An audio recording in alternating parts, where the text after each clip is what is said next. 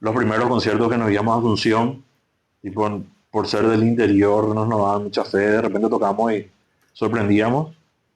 Y tanto como cuando nos vamos afuera, Ujú. juega ese factor sorpresa porque banda de Paraguay, ni saben que es Paraguay de repente. Y, creo que siempre jugó a nuestro favor ese elemento. Luego el día siguiente fui y ahí fue ya la confirmación del endocrinólogo, ¿verdad? Y ella me derivó con un oncólogo. Ahí fue ya tipo la Ahí se confirmación, ¿verdad? confirmó todo. Sí. Al principio me asustó, me chocó mucho, pero en el fondo como, no, había tenido una posibilidad de que no. Ok. Porque cuando me hicieron la punción se confirmó todo, ya, bueno, ya está. Es cuestión de Y, enfrentar y ver qué se puede hacer, ¿verdad?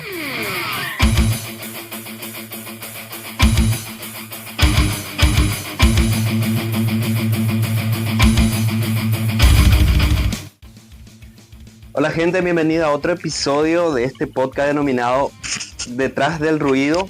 Y hoy estamos con uno de los artistas que me compete decir que es uno de mis artistas favoritos de unas bandas que le sigo de hace bastante tiempo. Y hoy estamos con Rati González, la historia detrás de uno de los bateristas más importantes de nuestro metal paraguayo. Rati, ¿Qué tal, un Ever? gusto tenerte acá. El Muchísimas placer gracias es por venir. mío, el placer es mío. Muchísimas gracias por la invitación. Encantadísimo. Genial. ¿Y cómo está Rati hoy más allá de la música? Y la verdad que es una pregunta medio compleja porque son dos mundos, ¿verdad? Distintos. Claro. Tenemos la vida del día a día y la vida de la música. Ujú. Estaría bueno tener un camino nomás, ¿verdad? Pero Claro. estamos todavía ahí en la batalla de hacer música, de hacer arte y también de vivir en este mundo, ¿verdad? Entonces Claro. ha sido una dualidad todavía. Hay que llevar hay uno que- con el otro. Sí, hay que tratar de que todo se pueda, ¿verdad? Y por suerte estamos logrando. ¿Y qué versión tuya sentís que está sentada hoy acá en el podcast? Y hoy definitivamente la versión baterista, ¿verdad? Claro. La versión, de hecho que yo creo que es mi rol principal. El trabajo es para sobrevivir nomás, ¿verdad? Ujú. O sea, Pero este es el rol que a mí me gusta, ¿verdad? en este caso sería al revés. O sea, el trabajo sería el hobby, pero Así lo importante mismo. sería más. El trabajo es porque hay que trabajar y bueno, está ahí. ¿Y qué aspecto de tu personalidad crees que la gente no conoce todavía?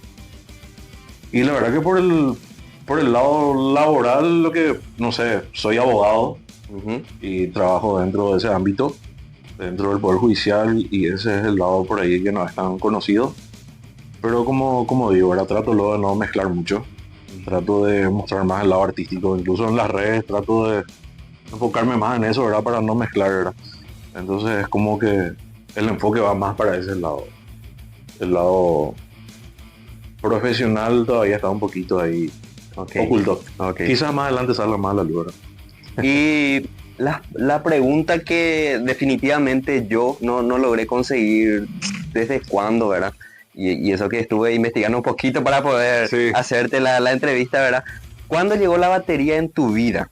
¿Qué recordás de la primera vez que te sentaste frente a una batería? Bueno, en realidad yo no sabría decirte la edad específica, pero sí fue desde muy temprano. Desde que formamos Quasar, yo tenía 12 años y ahí yo Muy empecé joven. con la batería. Yo no tenía batería. La primera formación de Quasar estaba Pablo de Jesús, José y yo. Éramos los primeros. Yo empecé en el bajo y tocábamos ahí en la ¿En sala de serio? Pablo. Sí, yo estaba en el bajo. Y había una batería porque Pablo tenía otro grupo. Y había una batería. Por coincidencia de la vida, esa batería ahora está conmigo. Después de casi 20 años. Ya, ¿Verdad? Y me dijeron, che, ¿por qué no tocas la batería? Y ahí es como que empecé a practicar la batería con el grupo. Entonces empezaste Eso con fue a los Quasar. 12 años, sí, que empecé con Quasar. Pero la primera vez que toqué batería fue un poco antes. Recuerdo que estaba muy traumado con todo lo que es la música. Desde chico me gustó mucho la música. Desde chico tenía VHS de Metallica, de Guns N' Roses, VHS de Nirvana, AC/DC, y eso veía lupeadamente, infinitamente todos los días. Entonces, por ahí fueron mis primeros pasos, digo yo, porque la primera vez que me senté en una batería, yo ya sabía acompañar. Ah, ok. Entonces, la primera vez me acuerdo que mi primo Marcos, vivía en Asunción y Estaba ansioso para que lleguen las vacaciones para ir a visitarle a mi primo, porque él ya se había comprado para su batería. Entonces recuerdo que cuando llegó por fin las vacaciones me fui a visitarle y la primera vez que me senté en la batería ya lograba acompañar el ritmo de Smell Like Teen Spirit. Entonces, tipo, los clásicos. Ese es lo que me recuerdo como mi primera experiencia en la batería. Y hoy en día, que estoy enseñando batería, me doy cuenta que no es tan fácil tocar ese ritmo como para una primera vez. Al menos, recordando esos tiempos, sí, ¿verdad? Hoy en día que me toca estar, no sé si enseñando sería la palabra, orientando o encaminando a muchos niños incluso, ¿verdad? En la batería, me doy cuenta que no es algo muy común sentarte y tocar Smell Like Teen Spirit en Nirvana por primera vez. Sí, no sabía que tocabas el bajo. Sí, o sea, empezaste con el bajo, entonces en el bajo. Sí, porque antes tocaba la guitarra acústica. Entonces con la guitarra acústica hinchábamos la ola. José fue el que practicaba más en serio la guitarra. Después, cuando formamos esa primera formación de Quasar, ahí tenía un bajo y tocaba el bajo acompañado. Pero era medio seca el ensayo, ¿verdad? Claro. Porque había 2 guitarras, bajo, y estábamos ahí, estaba la batería estacionada. Y ahí como que me miraban, che, ¿por qué no tocaba batería? ¿Por qué no estás ahí? O sea, en realidad me chutaron a la batería, no es que yo elegí.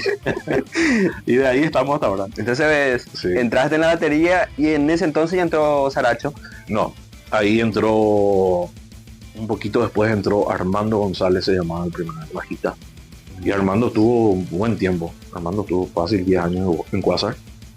¿Cómo conocieron a Saracho? A Saracho le conocíamos de por síndrome, ¿verdad?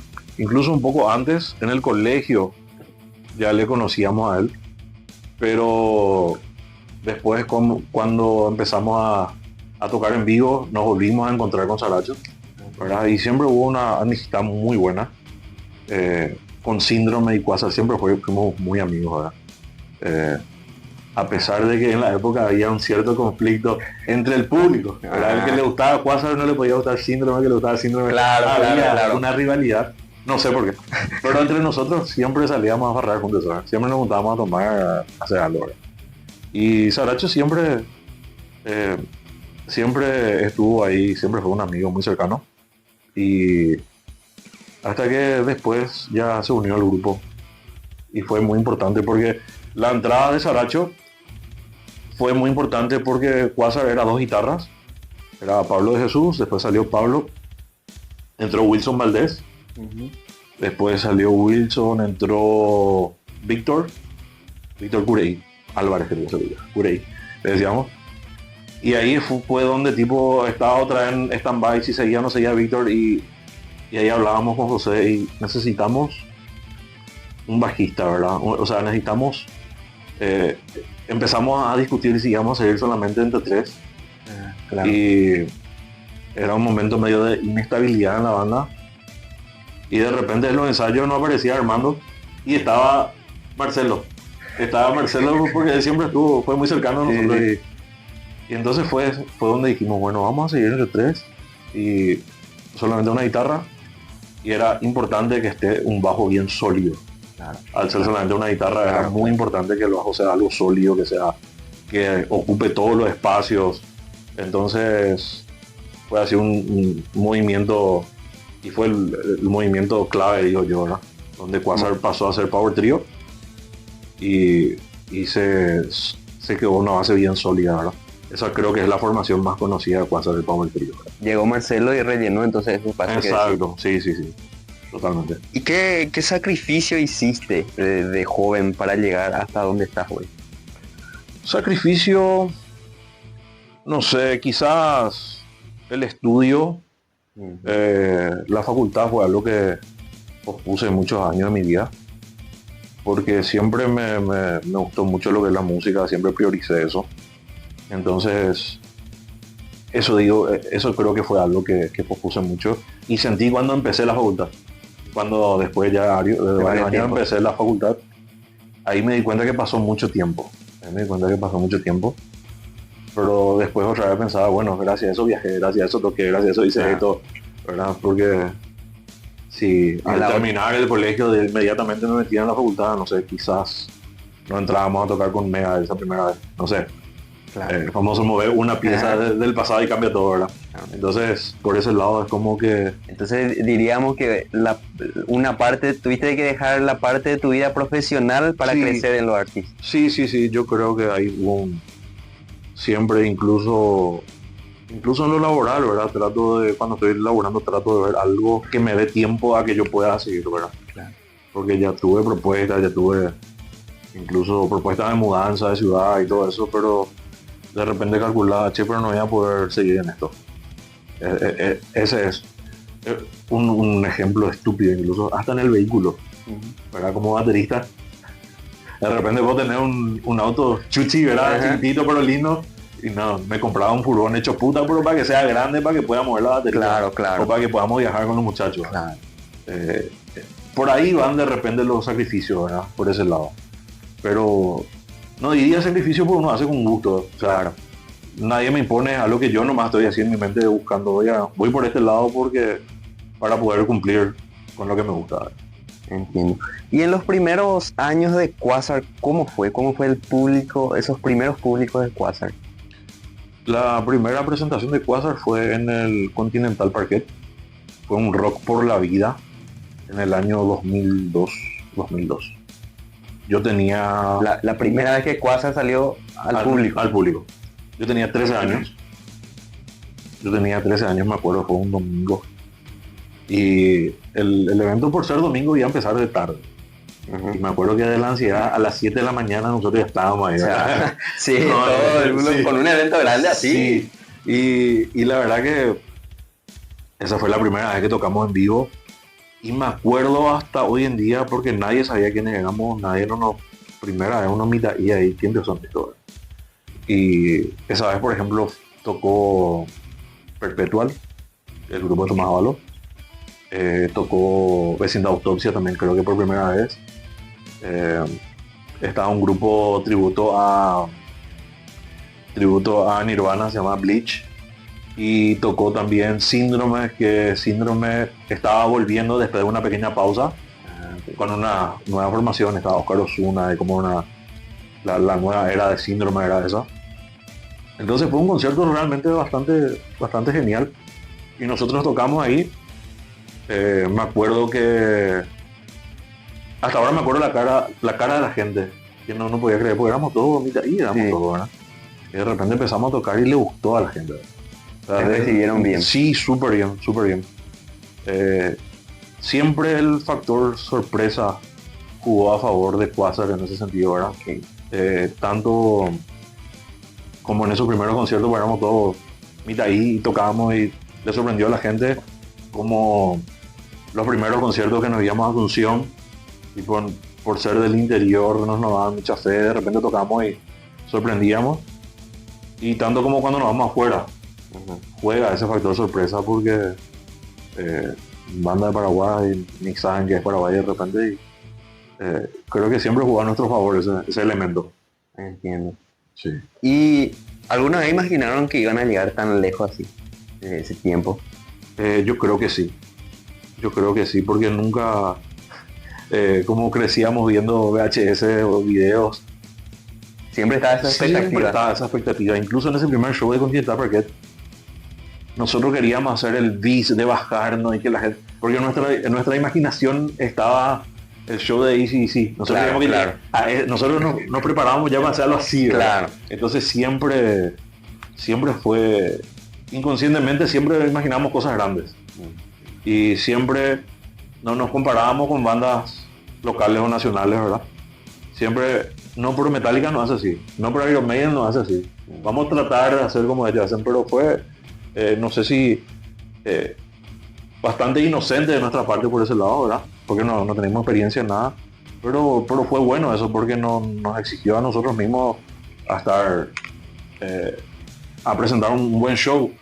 Por ejemplo, veíamos Iron Maiden en el VHS que tenía de Racing Hell, y cómo corrían por todo el escenario y todo. Entonces nosotros queríamos hacer eso, armábamos kilómetros en el escenario. Y siempre queríamos compararnos con bandas grandes y tratar de entregar algo similar. Tener esa guía. Sí, siempre tratamos de entregar algo así, ¿verdad? Y en el fondo siempre, hasta ahora, ¿verdad? Tengo la esperanza de que cada vez vamos a llegar más lejos, ¿verdad? Y le digo que sí, porque el objetivo que ya lograron es algo que sí. nadie acá en Paraguay ha logrado. Hasta ahora, por suerte, se están dando las cosas, ¿verdad? ¿Qué fue lo más difícil de mantener vivo ese proyecto de Quasar? La verdad que no sabría decirte si hay un punto específico, pero como son varios años, son muchos años, no sé, pasamos por varios tipos de tormentas, ¿verdad?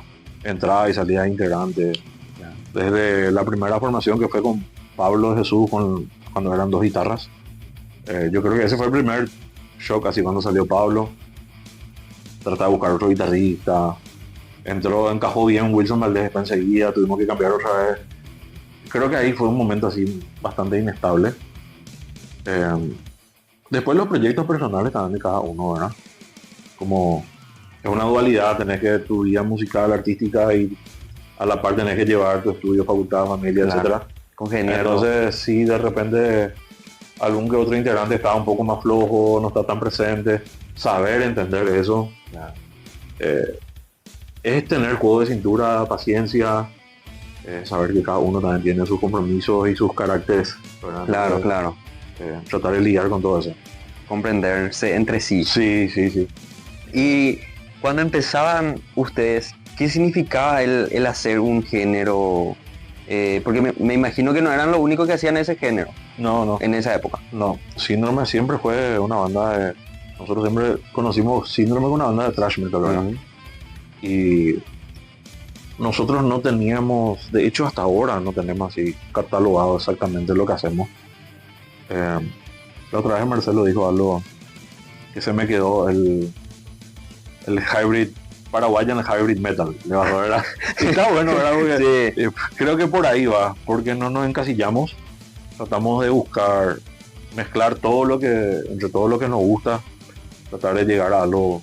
Capaz están encaminando para un género en específico, podemos decir. Y ojalá, ¿verdad? O un género nuevo. Un género nuevo o algo. Lo lindo, por ejemplo, cuando vos escuchas Iron Maiden, sabes que es Iron Maiden. Claro, escuchas ahí Sepultura, sabes que es Sepultura. Algo característico. Algo característico, llegar ahora Gojira, por ejemplo. Gojira vos escuchás y sabes que es Gojira. Claro. Entonces yo creo que esa es la idea. No querer parecerle a una banda específica, sino buscar nuestro propio camino, ¿verdad? ¿Y qué cambió en la escena desde entonces, según tu punto de vista? Y ahora, por ejemplo, cuando empezamos, soñar que alguna vez Iron Maiden iba a tocar en Paraguay era imposible, ni para soñar, ¿verdad? Entonces, hoy en día ya hay conciertos grandes, ya hay productoras que traen eventos grandes. Entonces, yo creo que creció muchísimo. Antes, para conseguir material para escuchar, eran en la mesita. Claro. Comprábamos, tipo, y no era que yo escucho heavy metal porque solo me gusta el heavy metal, no. Nosotros escuchábamos lo que encontrábamos para comprar de la mesita. O sea, encontrábamos un disco de Sepultura, escuchaba Sepultura. Después encontramos un disco de Iron Maiden, escuchaba Iron Maiden. Era como, esa era nuestra... Al azar. Sí, era al azar. Me acuerdo que Iced Air, por ejemplo, yo conocí con un disco pirata, la verdad. Y... Sí, porque en esa época no había como ahora que elegías qué escuchar. No, vos... Mirá, le preguntaba al mesitero, ¿cuál música metálica? Y vos comprabas y después vas escuchando y... Después vas filtrando qué te gusta más, ¿verdad? Claro. Pero era como que difícil conseguir material para escuchar. Era bastante complicado. Conste que, como mi papá trabajaba en la radio, él tenía mucho material en vinilo. Pero no teníamos cómo escuchar vinilo. No teníamos cómo escuchar vinilo. Es como que Iron Maiden yo conocía antes que escuchar porque estaba ahí el disco vinilo de Iron Maiden, Live After Death, hasta ahora me acuerdo. Claro. Y conocía pero no a la vez. Entonces cuando por fin en la mesita encontré el disco pirata ya de Spiro de Dark, encontré una locura. ¿Y crees que acá en Paraguay todavía no son conscientes, vamos a decirle, del nivel de músico que tienen? Yo creo que el problema es que al ser un país chico, es como que no hay tanto mercado luego. También. Es un factor más demográfico por ahí. Pero sí se está dando ya de a poco el tema de que la gente está valorando sus músicos, ¿verdad? A veces nomás al paraguayo le cuesta un poco cuando vos le conoces a alguien ya le menosprecias. Claro, ahí está. Ese es el problema, ¿verdad? Ahí está. Y después yo me di cuenta de eso, ¿verdad? Tipo, che, viste, vio tal cosa. Te hago fulano, ahí entra, ese vive en kilómetro 12. Ujú. Ahí ya, Ya. sé que te conoce, vos ya automáticamente ya no vales nada, ¿verdad? Exactamente. Ese es un problema pero del paraguayo, ¿verdad? Pero con el tiempo va mejorando, ¿verdad? Con el tiempo va mejorando. Creo que va a llegar el punto en donde eso va a pasar. Si te conoces, si fue tu compañero de colegio, Ahí ya ahí ya, chao. Sí. Y ahora entramos en un punto personal Sí. de tu vida que conocimos hace poco contra la lucha de tu cáncer. Sí. Hubo un momento donde tu vida cambió completamente en ese entonces, afirmando eso, para empezar. Sí. ¿Cómo recordás ese día que recibiste el diagnóstico? Y fue, yo diría que fueron 2 días, porque por una cuestión así, siempre desde chico estuve luchando contra mi peso, ¿verdad? Y hasta que en un momento llegué a bajar mucho, me estaba manteniendo bien. Después incluso con dieta me estaba costando mantener. Y ahí fue donde tipo me recomendaron consultar con un endocrinólogo. Y por una cuestión de peso, me fui a consultar con el endocrinólogo y me mandó a hacer unos estudios de rutina, entre eso una ecografía. Y yo jamás en mi vida pensé en nada, ¿verdad? Tipo, y al entrar a hacerme la ecografía, a la hora de la ecografía me dice el ecógrafo, ¿tenés dolor, sentido una molestia? ¿Podés tragar tu salida? Me dice, ya yo me asusté, ¿verdad? Sí, puedo tragar. ¿Y no te molesta? No. Y ahí ya, mira, te cuento que acá hay algo mejor, ¿verdad? Igual todavía No dimensionaste. no dimensioné, no me percaté del todo, ¿verdad? Después cuando terminó la ecografía, visto la cara del tipo, y ahí me dice, mira, yo te recomiendo que ahora mismo te vayas y le muestres esto a tu endocrinólogo. Y yo ya te puse ya una observación ahí abajo en donde sugiere la punción ya para quitar la muestra y confirmar, ¿verdad? Y yo te digo, este es ya, él me dijo, prácticamente para confirmar, pero por lo que yo veo es algo complicado. Anda hoy mismo y mostrarle. Ese día no conseguí marcar consulta. Luego el día siguiente fui y ahí fue ya la confirmación del endocrinólogo, ¿verdad? Y ella me derivó con un oncólogo. Ahí fue ya tipo la Ahí confirmación. se confirmó todo. Sí. Al principio me asustó, me chocó mucho, pero en el fondo como, no, había tenido una posibilidad de que no. Okay. Porque cuando me hicieron la punción se confirmó todo, ya, bueno, ya está. Es cuestión de enfrentar y ver qué se puede hacer, ¿verdad? ¿Y cuál fue el miedo más grande que sentiste en ese momento? Y vos, es la muerte directamente. Claro. Directamente. Lo primero que se te Lo viene. primero que se te viene es la muerte. De hecho, que entrar al quirófano luego ya, hoy en día te operas por un pique y no sabes si salir. Claro. Y un cáncer en el cuello donde es tipo todo es hiper mega delicado, era, sí, era complejo, ¿verdad? Y la palabra cáncer, ¿verdad? Mi mamá falleció de cáncer. Entonces, al tener el diagnóstico ya, te estás jodido. Y cuando me hicieron la punción, o sea, primero le hablé con el endocrinólogo, mira, sí, tenés cáncer, ahora vamos a hacer la punción para ver si es maligno. Y con la punción se confirmó que era maligno. Entonces, bueno, cirugía urgente. Y ahí fue que fui a la función a consultar, tuve un equipo médico espectacular que me acompañó súper bien luego. Y por suerte salió todo espectacular. Encima se daba en un momento clave para Quasar. Se daba en un momento en que... Ahí fue donde también imaginaste si ibas a seguir tocando o no, ¿verdad? Sí, era porque teníamos, espera que voy a tratar de recordar, eh, cuando, cuando me fui ya con el diagnóstico confirmado de tumor maligno, tenía que operarme, fui a Asunción, eh, y ahí me dice, ahí le llevé al doctor, primero consulté acá, después dije, no voy a escuchar otras opiniones allá, y ahí fue más complicado, ¿verdad? Ahí me dijeron, tenemos que operarte ya, ¿verdad? Yo quería patear un poquitito para adelante porque teníamos una fecha marcada con Quasar, que era un show que hicimos por fin de año en Sacramento. La idea era cerrar el año nosotros. Cuando tocamos con Slipknot, ahí voy a hacer un paréntesis. Cuando tocamos con Slipknot, yo ya tenía la confirmación del cáncer, pero todavía no me habían hecho la punción.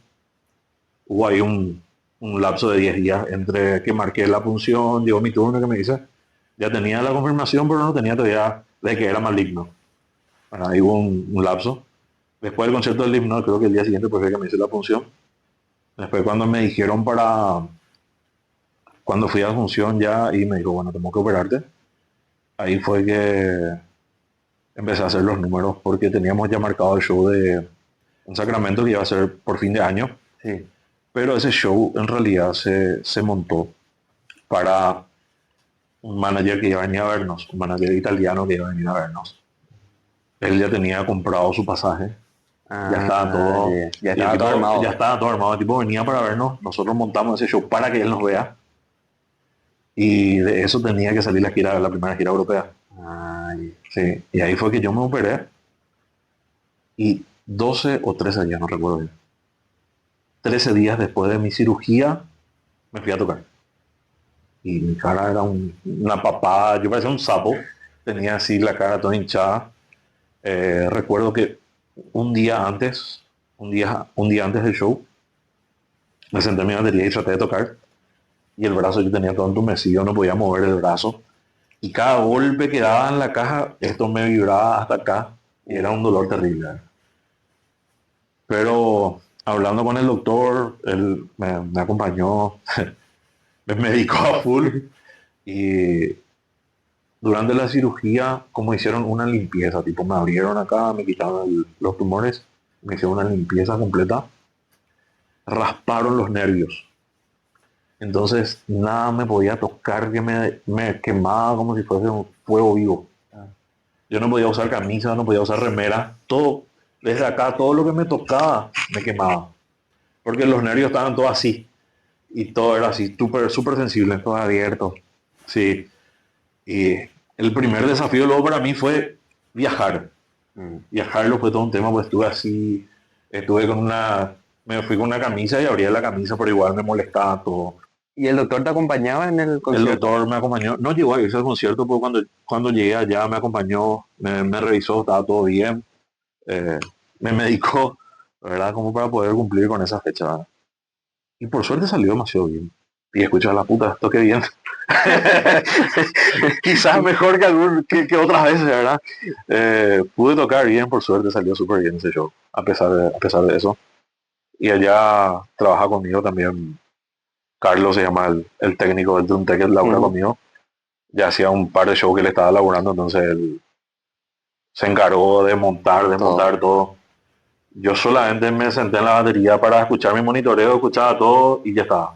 Entonces, quizás ese soporte también fue muy importante, ¿verdad? Pues si yo iba a tener que hacer todo el laburo, debía ser complicado. Ahí está. Sí. Y de hecho que un buen tiempo tuve problemas para mover el brazo. En la gira europea, en la primera gira europea, incluso yo tenía todavía un cierto límite, estaba todavía un poco limitado mi movimiento. Sí. Pero entonces vos con esas, por decirlo así, con esa secuela todavía te fuiste sí, en la gira europea. Sí, porque fue tipo, la gira fue como 3 o 4 meses después de mi cirugía. Y ya no sentía tanto dolor, molestias en esta zona, pero sí me costaba todavía mover un poco el brazo. No sé por qué, no sé qué tiene que ver, ¿verdad? Algo tocó, algo se movió, no sé. Pero sí me costaba levantar el brazo, me costaba todavía un poquito. Hoy en día ya tranqui. Y lograste tocar porque la batería en Quasar es algo que no es tan... Sí, no es de tan hecho que delicado. yo siempre lo le digo, ¿verdad? Para tocar metal, el entrenamiento que uno tiene que tener en la batería es casi atlético, ¿verdad? Eh, yo siento mucha diferencia cuando dejo de tocar.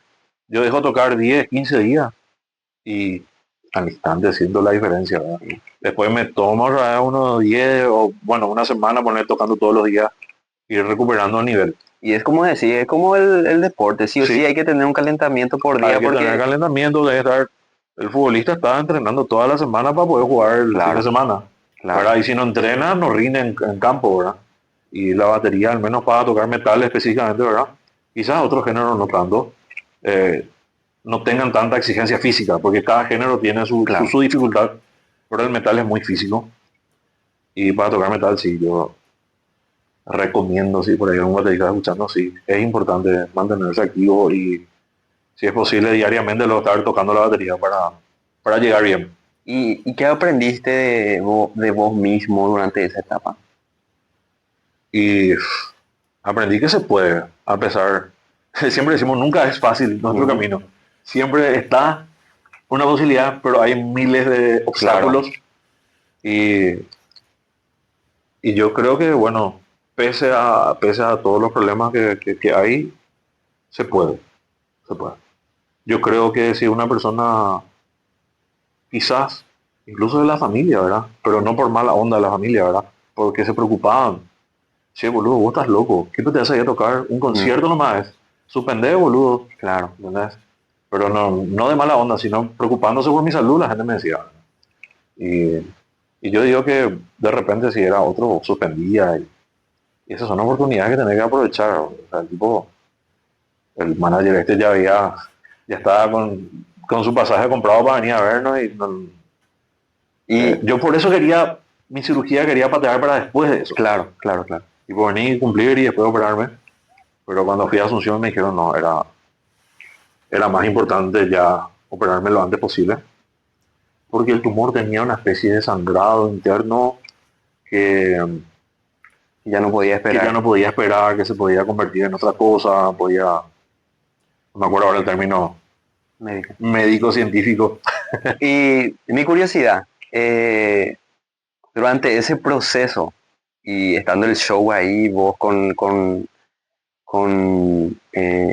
la cirugía ya, porque Sí. me dijiste que te operaste antes, Me operé antes, antes del sí. concierto. ¿Qué te dijeron Josema y Marcelo? Y yo estaba re preocupado también, ¿verdad? Sí, vas a poder tocar. Y de hecho que el manager en el concierto se enteró que yo me había operado, no sabía. El tipo se fue a vernos y ahí esa noche se enteró ¿Quién le también. contó? Y se enteró porque el público, ¿verdad? Ah, Tipo claro, estaba ahí, Fuerza Rat, y me claro. coreaban. Y ahí pidió que algo pasaba, ¿verdad? Y mi hermano mayor, Facundo, estaba con él al lado viendo el concierto y le contó. Y se quedó asustado, el Ah, tipo no ya. podía creer, no podía creer. Incluso cuando íbamos a empezar la gira, nos fuimos a Europa, él nos recibió y lo primero que me preguntó fue, ¿qué tal estás? Eh, Estaba un poco preocupado. Sí. Y por José y Marcelo siempre me apoyaron, ¿verdad? Eh, la verdad que siempre está esa preocupación, ¿verdad? Pero yo no quería romper mi reposo, porque tenía reposo total por 2 meses, 3 meses. Tuve reposo total, no ni a laburo ni a nada. Me hice nomás el loco y me fui a tocar, ¿verdad? Entonces yo no quería romper ese reposo eh, antes de por lo menos 10 días. Y después de los 10 días fue que me fui y me senté a la batería para probar qué tal. Y había ahí una comunicación constante, ¿verdad? Y si es que ese día previo yo no conseguía tocar, se suspendía. Ah. Se suspendía. Pero logré tocar algo y bueno, que salga lo que tenga que salgar. Pero salió bien. Y un punto importante, y también hago paréntesis, que me gustaría que dijeras un mensaje a alguien que hoy está atravesando lo mismo que vos atravesaste, lo mismo que vos pasaste, de una enfermedad similar, porque hoy en día, como dijiste, y como sabemos también, que acá no es tan bueno nuestro Tema de salud y todo eso. sistema de salud, Sí. exactamente. Y muchas familias, muchas personas, a veces hasta puedo decir que decaen y ya echan la esperanza porque no... Como que ya van por perdido Claro, antes de ahí está, pelear. ahí está, Sí.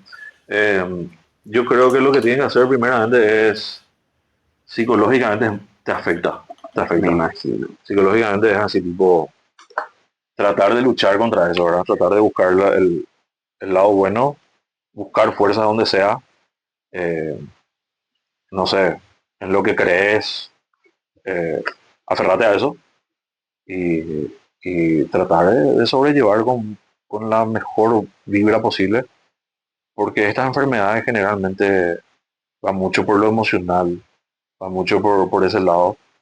Entonces hay que tratar, no sé si puedes meditar, tratar de estar lo más positivo posible. Y referente a lo que es el tema de la salud pública o lo que es, no te quedes con una opinión, siempre buscar Claro. otras opciones, ¿verdad? Hoy en día también tenemos, por ejemplo, la En inteligencia internet, artificial y todo claro. eso, que te ayuda a entender mejor cuál es tu problema, ¿verdad? Y a Y encaminar también. encaminar, claro, claro. Y yo escuché acá unas opiniones, me fui a Asunción, escuché unas opiniones, entonces tuve varias campanas para escuchar. Y yo, esa sería mi recomendación, ¿verdad? Aferrate en lo que crees, pedir al universo, a Dios, a Allah, a Buda, lo que sea, y ponerte positivo.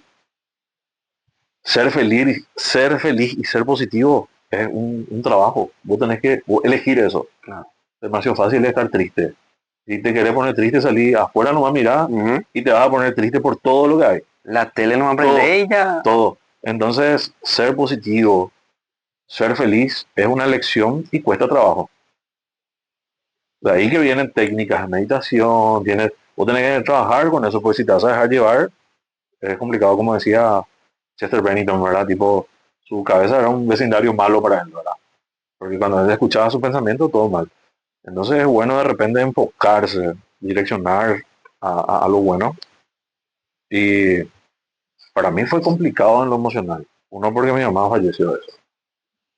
Y entonces como que Ya me te costaba empezaba, trabajar por ese lado. Y de hecho que hasta ahora, no sé, me sale un granito y yo ya, hija de ya, puta, claro. ¿qué pio es esto? Mm. Antes no. Antes, ¿verdad? Ni ahí. Siempre me cuidé. Siempre me cuidé en todo lo que es alimentación, etcétera, etcétera. Pero como, no sé, un granito era un granito. Ahora no sé, me sale algo acá y ya, pero ¿qué es esto? La verdad me salió una mancha acá al costado. Yo, ¿qué puta es esto, verdad? Mm. Ya me fui a consultar. Hay un miedo, ya hay un, Sí. por eso hay un antes y después. Y Ah, justamente eso sí. quiero preguntarte, ¿quién era Rati antes del cáncer y quién es hoy? Y yo digo que hoy en día, bueno, antes, como te dije, siempre me cuidé, pero hoy en día soy alguien mucho más consciente de la vida y de la muerte. Mm. Sabes que algún momento te va a llegar.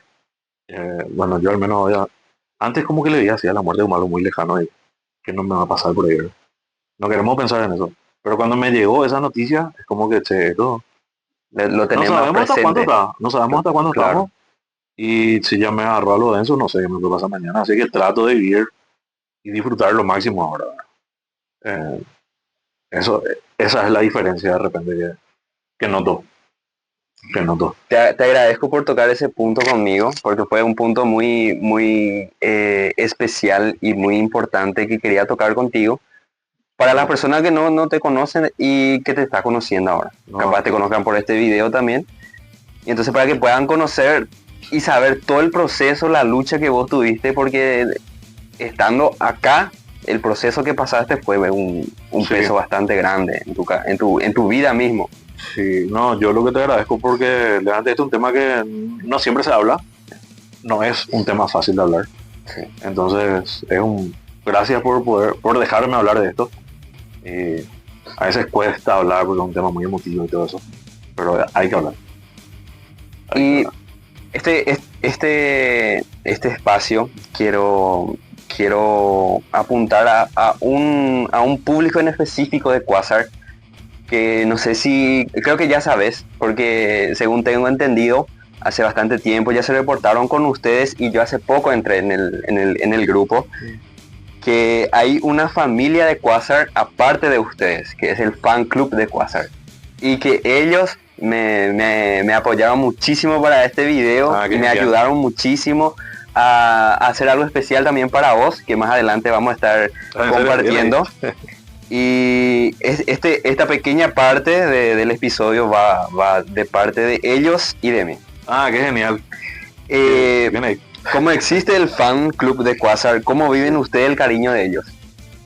Porque Para mí es lo más irreal, surreal, no sé cómo explicar, ¿verdad? Tipo, Yo no sabía que Sí, existía el sí. fan club de Quasar. Si no me equivoco, fue la mitad del año pasado, hace un año que entré en el grupo de WhatsApp Sí. de fan club de ¿En Quasar. serio? Qué Sí. gusto. Qué Ahora gusto. te doy a conocimiento que hay un grupo de fan club de Quasar. Qué bueno. Yo le conozco ya a la gente del fan club. Y yo, tipo, viste cómo hablamos al comienzo, tipo, ¿alguna vez te imaginaste llegar lejos? Desde chico soñaba, no sé, voy a tocar en el Donington Park. Yo me Ujú. comparaba, quería ser Metallica, quería ser AC/DC. Pero ese es algo que nunca en mi vida me imaginé, Ahí ¿verdad? está. Porque, porque eso es un cariño bastante, vos no le podés imponer a la gente. Claro. Están por un fan club, nadie te va a hacer, ¿verdad? Y Tiene que ser algo que nace de uno mismo, de la gente. eh, no sé ni cómo explicar, porque es algo bastante inexplicable para mí. Y bueno, no sé si se pueda contar, pero me gustaría que tengas a conocimiento de que son fan realmente.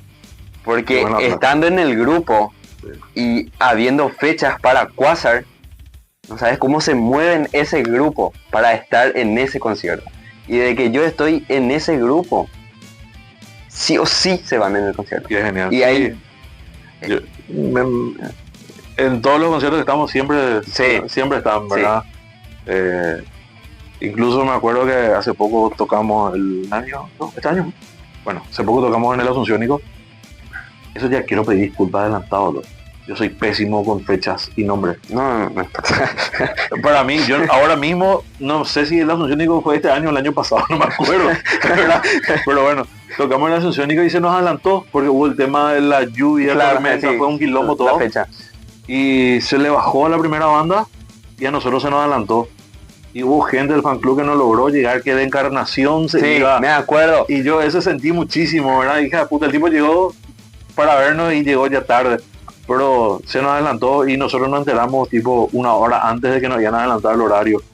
¿Verdad? Tipo, no había mucho que hacer.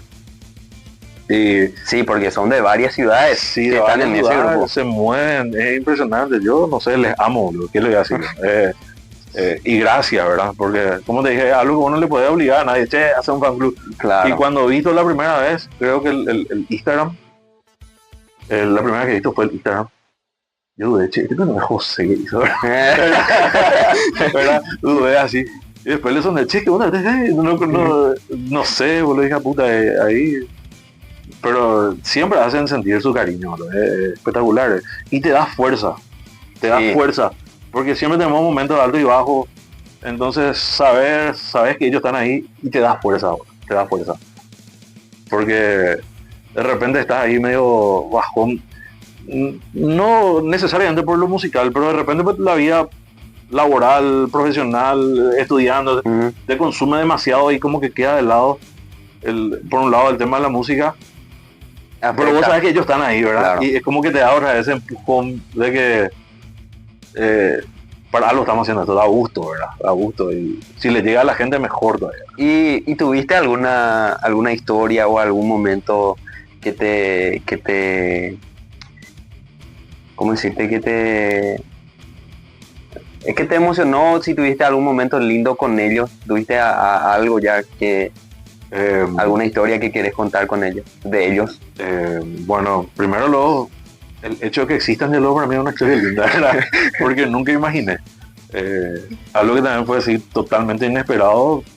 Estaba en mi laburo yo y me llaman de la recepción, che, acá llegó algo para vos. Y el fan club que por mi cumpleaños me estaba enviando un regalo, ¿verdad? Sí, ¿la remera o qué Era un tipo un hoppy con el logo, con una cartita otra vez. Fue así algo muy lindo, hasta ahora tengo guardado ahí. Guardando pongo todos los recuerdos, ¿verdad? Y para mí eso fue así, no me lo esperaba en lo más mínimo, fue una sorpresa. Para mí, yo siempre que le veo a ellos les abrazo todo, ¿verdad? Les abrazo todo, porque demasiado les quiero. Sí, Sí. yo, como te dije, yo no sabía que existía el fan club hasta que, si no me equivoco, ustedes postearon una publicación de ellos. O sea, la banda La posteó, compartieron, sí. y yo entré a ver y justo alzaron una publicación en donde decía que si querían formar parte del fan club del grupo de fan club de Sí. Quasar, para que Sí. entren en el link. Sí. Y son bastante organizados por lo que veo. Ya te digo, Son bastante organizados. ya te digo. A veces ni entre los perros cuesta armar un asado, ¿verdad? Y ellos se reúnen, vienen de todos lados para los conciertos. No, impresionante. ¿Y sentís alguna responsabilidad con las personas que crecieron escuchando a Quasar? Sí, yo claro que sí. Pero sabes que hay mucha renovación también. ¿Verdad? Hoy en día están los que siempre escucharon Quasar. Como la música pues es un vaivén. Por un tiempo está muy enfocado, después como que te va por otro lado. Hay gente que escuchó Quasar y después de años está volviendo a la escena otra vez. Qué sé yo, tienen una cierta estabilidad, están mejor, hoy en día empiezan a hacer otra vez sus hobbies, ¿verdad? Ahí empiezan a volver a la música y estamos ahí y se acercan y dicen, che, qué puta, qué buena onda que están, ¿verdad? Que siempre siguen. Pues son años, son muchísimos años. Y pasó mucho eso cuando tocamos en Málaga, en España. Ahí nos fuimos y le encontramos amigos que yo no sabía que estaban en España, le encontré allá. ¿Qué me va a hacer acá, bro? ¿Verdad? Había sido, estaban todos por España los perros. Y ahí, por ejemplo, había gente que se emocionaba porque se acordaba de su adolescencia, ¿verdad? Que hacía, no sé, 15 años que estaban hace 15 años que estaban viviendo en España y de repente nosotros nos vamos, tocamos ahí y se emocionaban y después vienen y te cuentan, ¿verdad? Espectacular, porque la música es... O sea, la música pues te tiene que tocar por un lado personal, emocional. A veces los músicos de metal no queremos ir mucho por el tecnicismo, por quién toca mejor, porque la música es el que te llega, claro. Ese es, ¿verdad? Si vos lográs transmitir algo y si conectás con las personas de una manera, ese es, ¿verdad?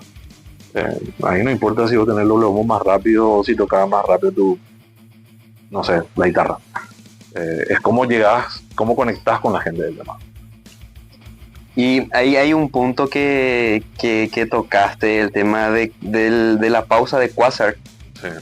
que yo vengo siguiendo a la banda desde hace bastante tiempo y a mí me gusta muchísimo Quasar. Te digo que los videos, las reproducciones, no sé, hasta ahora no sé todavía cómo funcionan las reproducciones ni la vista, pero el 30% hace mía. Bien ahí, bien ahí. Y la fecha en el que yo empecé a escuchar a Quasar es cuando estuve con, no sé si te recordás, con Arpi. Sí. Yo empecé con él en tema de las músicas. Sí. Y con él escuché una música de Quasar. Si no me equivoco, era 20 Days. Y ahí empecé a investigar. Y ahí no sabes la cantidad de veces que yo vi el Curiyú Metal Fest. Ese video. La cantidad que vi de esos conciertos. Qué buena onda. Y hubo ahí una especie de pausa, ¿verdad? De los shows en vivo de Quasar. Y cuando volvimos a tocar en vivo, estaba diferente la cosa. Sí. Porque de los shows de la época del Curiyú Metal Fest era todo muy amplificador. Claro. Y ya después de los conciertos más actuales, tipo... Yo me ahora tenés que llevar tu monitoreo. Sí. Yo te iba y tenía un monitor ahí y era todo volumen y parlante, ¿verdad? Ahora es otro, se digitalizó todo.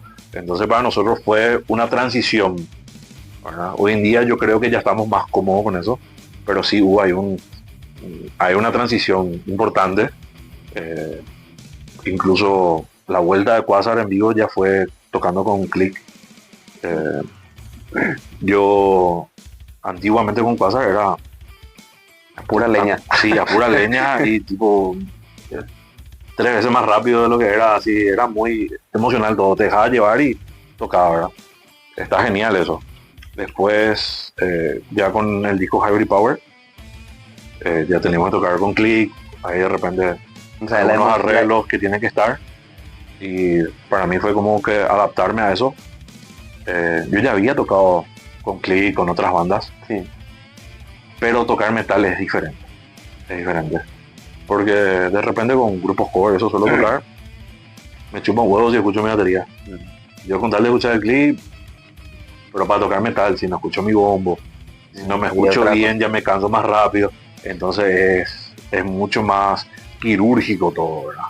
O sea, en el ámbito de ustedes sería pura concentración. Sí, tenés que estar afilado, el clic tiene que estar encima, pero de todas maneras tengo que escuchar lo que estoy tocando, porque si no voy a tocar mal, si no me voy a cansar, no voy a llegar no sé, de repente tener ahí un 236 BPM tocando 6 sillos en el bombo, hija de puta, ¿verdad? Y ese sí no te escucha, no va a tocar. No. Sin embargo, con otros géneros sí, me chupa un huevo, che, poneme el clic nomás acá y no necesito esfuerzo físico, sé que voy a tocar igual. Eso es de repente la dificultad que tiene tocar metal en vivo con click y todo eso. Pero como dijiste, seguramente ahora ya están más que acostumbrados. Sí, ahora estamos más acostumbrados y vamos encontrando soluciones. Siempre uno va aprendiendo, ¿verdad? Uno va aprendiendo. O sea, en la vida de la música siempre lo dejas aprender. Nunca terminas de aprender en la música. Sí, ¿verdad? Entonces, no sé. Con las actualizaciones además. Con todas las actualizaciones, ¿no? Y la experiencia mismo, ¿verdad? Tipo, no sé, ahora se me ocurre un ejemplo. Eloy Casagrande, ¿cuántos shows hizo en su vida y un día se cae del escenario? No sé, me imagino nomás yo que después de eso ya implementó una linternita para poder ver dónde pisa, ¿verdad? No sé, y son cosas que uno va aprendiendo por el camino. Vas adaptándote, vas viendo cada show de repente es diferente. Yo aprendí de que tengo que depender lo menos posible de otra gente. Claro. Lo máximo, yo tengo que tener solucionado mis cosas, ¿verdad?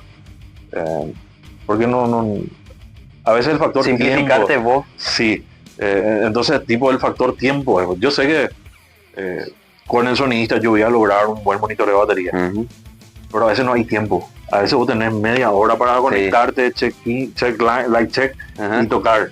Entonces vos tenés que tener lo máximo ya solucionado. Y estamos. Tocando el punto de la pausa, el año pasado, cuando terminaron de tocar creo que la gira que tuvieron acá en el país terminó en Asunción. Sí. El toque de Asunción. Tocaron primero acá, en lo de Cuco, y después se fueron a Asunción. Sí, así mismo. Voy a tocar otra vez al grupo de Fan Club. Sí. Nosotros, o sea, imaginábamos ya que la banda iba a tener una pausa este año, porque ustedes estaban anunciando algo. Sí. Luego salió en la página de Quasar una fecha. No sabes cómo nos volvimos locos de la ansiedad, porque yo estaba pendiente de la banda. Yo estaba pendiente de la banda y no nos imaginamos la noticia que era para esa fecha, que era para lo de Hellfest y el Graspop. Sí. Creo que primero se anunció el Graspop, ¿verdad? Primero se anunció el Graspop. Nos volvimos locos, te aviso. Nos volvimos locos. Imagínate, ¿sabes cuándo se confirmó el Graspop? A la vuelta, nosotros tocamos, Hellfest ya estaba confirmado. En el orden cronológico, primero se confirmó el Hellfest. Y ahí empezamos a mover contactos y vamos a tratar de conseguir el Graspop. Y el Graspop se confirmó después de tocar todo en la Asunción. Y estábamos volviendo a Ciudad del Este con Saracho. Y ahí nos llama José. Se pone en altavoz. Boludo, me llegó ahora el correo de confirmación del Graspop. Hija de puta. Y ahí tuvimos que parar a celebrar un rato, ¿verdad? Como Saracho no toma alcohol, entonces tomamos un café ahí para brindar, ¿verdad? Pero fue algo así increíble. Y yo creo que todavía no terminamos de dimensionar lo que fue eso, porque fue... A mí me pregunté, che, ¿qué tal? Pero el Graspop, boludo, y no sé qué te voy a decir, no sé. Porque fue algo que ustedes, como banda paraguaya, lograron lo que toda banda del país quisieron lograr. O sea, que incluso creo que tipo ni Argentina, Uruguay tampoco tiene bandas que hayan tocado en el Graspop, por lo que estuve investigando. Entonces creo que fue algo bastante importante. Y yo creo que después de esto van a salir más cosas. Yo creo que apunta. Algo muy, muy loco. Una referencia. Mucha gente, qué buena onda, le gustó la banda, saludaron, todo bien. Pero lo que a mí me sorprendió fue cuando tocamos todo en el Graspop. Era domingo. Domingo era el último día del festival. y el crew que estaba trabajando en el escenario, el equipo técnico, estaban todos felices. Estaban todos felices y venían, hicimos una foto grupal incluso con toda la gente que estaba trabajando. Y ahí uno de ellos me dice que fue impresionante y que me dijo así, sí o sí ustedes van a volver para el escenario principal a una vez, ¿verdad? Pero no se olviden de nosotros, vengan a saludarnos acá, la gente del Jupiler Stage, ¿verdad? Y ahí yo dije, de las Coreas, estos tipos están seguramente acá, el festival era el cuarto día festival, estaban podridos de tanto ruido, de tanto quilombo, porque es un laburo, es interesante. Quizás están desde antes con el tema de montaje y desmontaje, ¿verdad? Y que les haya llegado, que les haya gustado y que ellos demuestren eso, quiere decir que le llegó a la gente, ¿verdad? Claro, imagínate, 4 días. 4 días festival. 4 días. 3 días de no sé cuántas bandas, fueron más de 300 bandas. Muchísimas bandas fueron y para mí eso fue así un buen parámetro. Si a la gente del equipo técnico, el crew que está trabajando, el crew que está ahí sin dormir, que está cansado, que ya se quiere ir a su casa, le gustó y le llegó el show, quiere decir que fue bueno, ¿verdad? Hicieron algo bien. Sí, o por lo menos diferente. Te comenté ahí un punto que nosotros estuvimos desvelándonos desde las 6 de la mañana para ver el concierto, porque a las 7, si no me recuerdo bien, era el horario de acá donde ustedes iban a hacer. Sí, y yo me enteré un día antes, por ahí. Creo que vos lo moriste, ¿eh? Para preguntar si se iba a transmitir, yo creo que te dije que no. Yo no sé, Ale me escribió. Sí, yo fui. Vos me dijiste, sí. No, yo no sabía que te iba a transmitir, boludo. Yo ya sabía, sí. Porque yo suelo ver cada año lo de Grasspot. Sí. Y sé que ese escenario y 2 más transmitía. Y yo me enteré, creo que un día antes me enteré. Yo ver el concierto después de ver varias veces el documental de usted, el concierto de Kuriyu Metal Fest, y verlo otra vez en el escenario así, en vivo, inclusive en vivo no te quiero ni expresar la felicidad que tengo de verla a usted en vivo, porque suenan bastante bien. Y verle ahí en Graspo, que yo le suelo ver a Megadeth, que es una banda de mis favoritas, que siempre suele tocar ahí. Verle a Iron Maiden, que creo que estuvo también ahí este año. En el jefe estuvo Iron Maiden. En el jefe estuvo Iron Maiden, el Graspo creo que no estuvo. Nosotros, por ejemplo, así yo llegué, tocamos todo en el Graspo, nos bajamos, nos fuimos al camerino, nos cambiamos todo, y salí al sector del público y estaba tocando Europe, estaba tocando en el escenario principal, y salí y sonaba The Final Countdown, y una señal. Yo así, hija de puta, bueno, yo me emocioné, ahí parece que tipo me quité la mochila, toda la carga, porque es un estrés, una carga, ¿verdad? Ahí parece que pude disfrutar de ese momento y ahí llegué a derramar un par de lágrimas, porque es muy lindo. ¿Qué fue lo que más te impactó, podríamos decirle, de esos festivales? Bueno, en realidad, la organización, voy a hablar más del Graspo, porque ahí estuvimos más tiempo. Fue algo tipo maratónico, por así decirlo, porque nuestra base era en Bélgica, estamos en Bélgica, nosotros ensayamos ahí, se fue con nosotros Adrián Ortiz, como nuestro sonidista que iba a trabajar para lo que es el PA, y ensayamos allá con un sonidista que iba a ser encargado de nuestro monitoreo para el Graspo, un francés que se llama Nico, buenísima onda Nico, y entonces teníamos que hacer ese ensayo ahí con él, ya para poder explicarle de lo que íbamos a necesitar y todo eso. Luego viajamos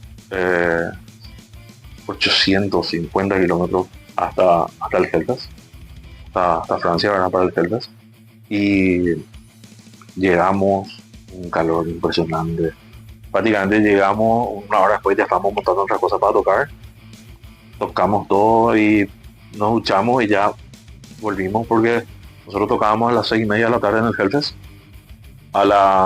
y el día siguiente, el domingo, teníamos que tocar a las 12:40 en Bélgica, en el Graspo. Entonces teníamos poco tiempo y muchos kilómetros por medio. Y entonces fue así bastante maratónico, ¿no? En el Hellfest hice una vuelta, llegamos, bajamos nuestras cosas, una vuelta así, y ya nos fuimos a preparar, para tocar. Por ejemplo, yo no he visto el Hellfest de noche. De noche hice una maravilla con todos los fuegos, etcétera, etcétera. No tuve la oportunidad, pero en el Graspo sí ya estuvimos más tiempo. Nosotros, por ejemplo, comíamos del mismo buffet donde comía Def Leppard, el mismo buffet donde comía Alice Cooper, ¿verdad?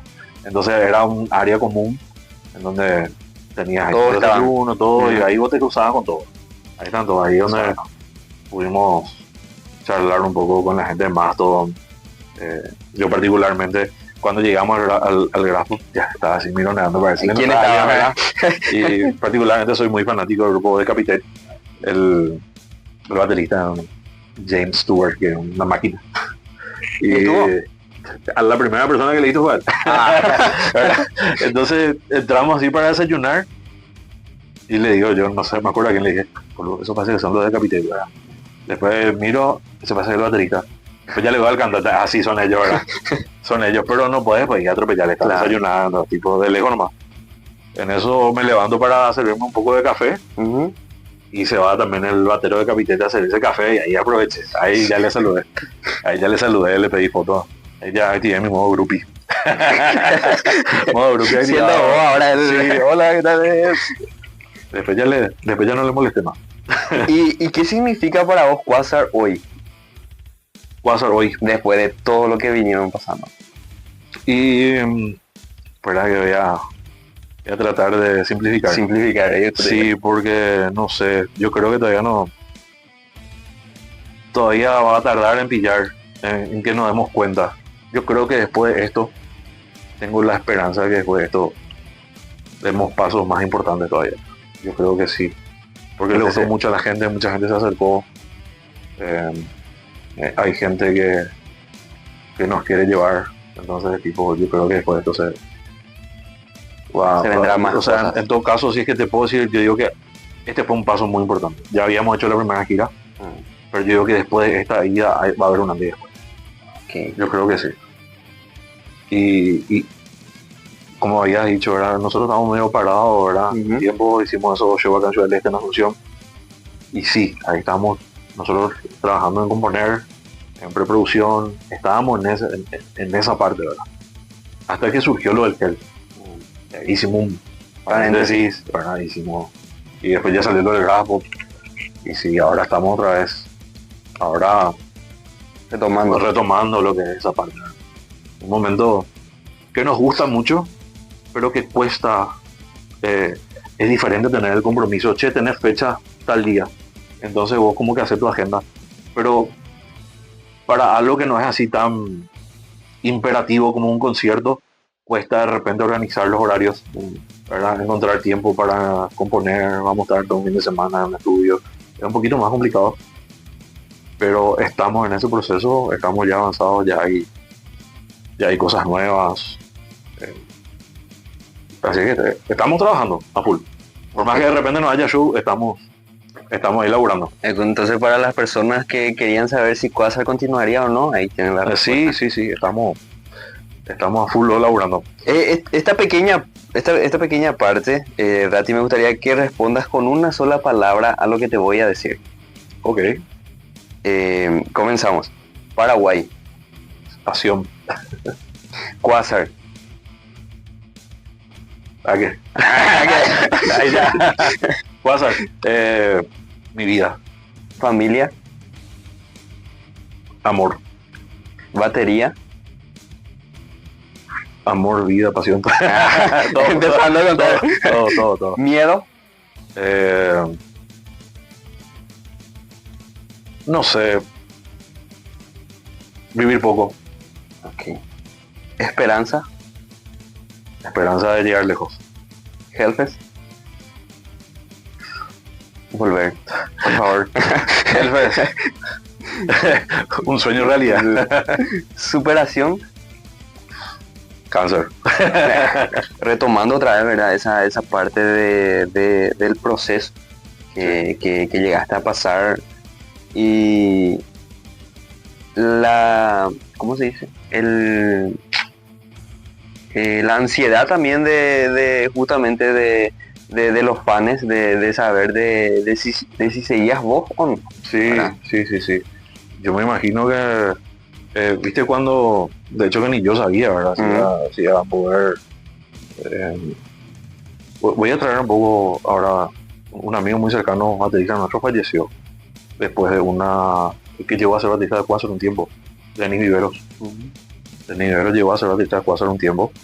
Él falleció después de una cirugía de apéndice, ¿verdad? Tuvo una complicación y falleció. Y joven falleció. O sea, creo que si tenía 30 años era mucho, 28, 30 tenía que antes. Le conocía a él de criatura. Su hermano era mi compañero de colegio de quinto grado, éramos tipo best friend Ujú. y siempre escuchando música, yo también estaba por el lado de la música. Entonces sí, tipo, a lo que traigo eso es que no sabes, boludo. Y yo tenía eso en mente que entrar en quirófano y no sabes qué puede pasar, boludo. No sabes, aparte que el cáncer es algo tan delicado, vos te operás, quita todo, te sale de otro lado. O sea, es algo fuerte. Y tenía bastante miedo e incertidumbre de lo que pueda pasar. Llegaste a ¿cómo decirlo? Llegaste a descubrir muy temprano también lo O que sea que no, tenías, ¿no? o sea que no, porque ya había incluso metástasis ya había. O sea, porque yo tuve cáncer de tiroides. Vos googleas cáncer de tiroides, es el cáncer más tranqui, que es menos letal, eso por un lado fue un alivio. Pero yo tenía acá, y ese ya era una metástasis del cáncer de tiroides, que se confirmó después de que me extirparon, no sé cómo se dice. Después que me quitaron eso y se hizo el estudio y sí, ya era metástasis. Entonces, tipo, a mí me preocupaba más, y porque ya estaba más enganchado, porque la tiroides te quitaba, tomar la hormona y todo bien. Pero ese que ya estaba ahí al lado, que ya no era, que ya era en el cuello prácticamente, Ujú. eso es lo que me asustaba más. ¿Verdad? ¿Qué conversación todavía tenés pendiente contigo mismo? Eh, yo creo que es más bien por el lado, va por ahí, ¿verdad? Como te dije, ¿verdad? De repente el miedo, esa parte es lo que hay que tratar de resolver todavía internamente. Es lo que trato, estar siempre lo mejor posible, como para poder llegar lo más lejos posible. ¿Verdad? Porque tampoco quiero ser un viejo que está hecho puta. Tipo, yo quiero llegar como, no sé, Iron Maiden, porque tener 70 años y seguir tocando. O sea, tampoco quiero llegar a los 80, 70 años y ser un vegetal, ¿verdad? O sea, eh, esa es la parte que siempre estoy peleando. Tratar de estar lo mejor posible para que si es que de repente vuelve a aparecer algún tumorcito acá o allá estar saludable, estar con fuerza para luchar, ¿verdad? Pero si te agarras ya lo hecho puta. Sí, tipo, aparte del cáncer, luego ya está, ya luego con colesterol triglicéridos. Ahí ya prácticamente te entregas ya, ¿verdad? Por suerte me agarró muy bien. Tipo, cuando se me detectó, se me hicieron todos los estudios, colesterol triglicéridos, azúcar, todo súper estable, súper bien, ¿verdad? Incluso antes de la cirugía te preguntan alguna medicina, algo que tomás, algo, ¿no? Nada. Entonces, llegar bien siempre, tratar de mantenerse lo más saludable posible. Y si pudieras volver a ese primer día donde empezaste a tocar la batería, ¿qué le dirías a ese Rati? A ese Rati González, jovencito. Metele duro, practicado. Practicado. Quizás, bueno, en la época era difícil, pero si es que de repente le puedo recomendar algo es que trate de formarse musicalmente. Mucho tiempo estuve empíricamente. Mucho tiempo estuve empíricamente. De repente le diría, boludo, no sé, buscaba una manera de formarte más profesionalmente como músico, ¿verdad? Pero en la época era muy difícil, boludo. En la época no había nada. Después de varios años ya tuve profesor. Por poco tiempo, pero me ayudó muchísimo a corregir cosas que hacía mal y a entender mejor lo que yo quería tocar. Y después ya con internet, ahí sí, tipo como que Profundizaste más. profundicé más, ¿verdad? Y yo pienso, si el Rati de 12 años tenía acceso a internet, por ejemplo, hubiese aprendido bien desde un comienzo, ¿verdad? Iba a ser otra cosa. Otra cosa, ¿verdad? Sí. Y si pudieras elegir una canción de Quasar, ¿cómo se llamaría? O sea, ¿cuál sería el nombre de esa canción para lo que es hoy tu... Espera que déjame pensar. Una canción de Quasar que ya existe, o si compongo algo nuevo. No sé No. si querés lanzar eso. No sé. Depende de vos. No sé. Never Give Up, por ejemplo. Ese es el punto, porque nada es fácil. Nada es fácil. Como te dije, yo digo que de repente otra persona entre cirugía de cáncer y concierto para ir a Europa hubiese desistido. Yo creo, porque eso no fue fácil. Con dolor, vos sabes que el viaje, nosotros tocamos todo, y el viaje de vuelta para mí fue terrible, porque ahí empecé a sentir todos los dolores. Me reventé el estómago tomando medicamento para el dolor. Durante el viaje a la vuelta, Saracho tenía que estar temprano el día siguiente porque tenía laburo. Entonces tocamos todo y volvimos. Y en el auto yo con una acidez terrible por los medicamentos que tomé, el dolor parecía que tenía un corazón acá que latía. ¿Viste cuando tenés ese dolor que te late y parece que había 1000 agujas clavándome? O sea, fue difícil, boludo. Fue difícil, no fue fácil. Y se pudo. Entonces, nada es fácil, boludo. Es cuestión de ponerle la onda y encarar. Bueno, antes de terminar este episodio, yo no conocía lo que... O sea, a vos no te conocía personal, conocía la banda ya hace mucho tiempo, como te mencioné, pero personalmente no le conocía tan bien todavía a cada uno. Y mencionando otra vez a lo de Fan Club, me ayudó a prepararte algo, ¿verdad? Ah, bien ahí, qué gusto. Y me recomendaron que a vos te gusta el café. Sí. Te gusta bastante el café. No me acuerdo, uno en específico me recomendó, pero no me dijeron cuál. Así es que elegí al azar. Bien, espero bien. que te guste. Sí. Porque me comentaron que te gusta bastante. Me encanta. Y también Voy a contar dónde empezó mi trauma con el café. Les voy a contar. Y también me ayudaron a hacer esto para vos. Ah, dije 1000, qué buena. Para onda. acompañar. El café. Hay dos, por si quieras, Qué buena onda. no sé, para vos. Encima, mi caja nueva, esa que tiene una caja ahí. Es muy parecida a mi caja nueva que estuvo en el grafo. Qué buena onda. Ey, De parte del Fan Club y de parte del Everweight. Espectacular, muchísimas gracias, en serio. Ahora me interesó saber cómo fue Mi adicción al café. tu adicción al café.